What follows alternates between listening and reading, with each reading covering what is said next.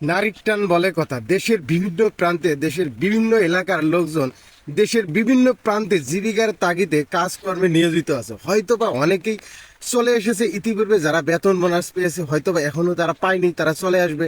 এলাকায় আসার পরেও তেমন কোনো শান্তি নেই, কারণ এলাকাতে অনেক দিন থেকেই বৃষ্টি চলছে, এখনো গুড়ি গুড়ি বৃষ্টি। তবে আমি আশা করব বা প্রার্থনা করব, যারা যেভাবে আসে বা আসতেছে তারা ভালোভাবেই আসুক।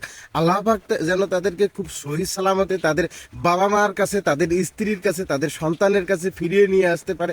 আর যারা আসে নাই তাদের প্রতিও শুভকামনা রইল, আল্লাহ পাক যেন তাদেরকেও খুব সুন্দরভাবে নিয়ে আসে। এই তৌফিকটা আল্লাহ পাক যেন সকলকে ভিতরে দিয়ে দেয়, এই কামনাটাই করব। সবাই সবার পরিবারের আত্মীয় স্বজন বন্ধু বান্ধবের সাথে মিলিত হোক, এলাকায় এসে তাদেরকে তাদের বুক ফাটা যে কষ্টগুলো আছে তারা একটু আলিঙ্গন করুক একে অন্যের সাথে। পরিশেষে যারা কষ্ট করে চলে আসছে এবং এলাকাতে যারা আছে সকলের প্রতি রইল ঈদের দিনের দাওয়াত, ঈদ মোবারক।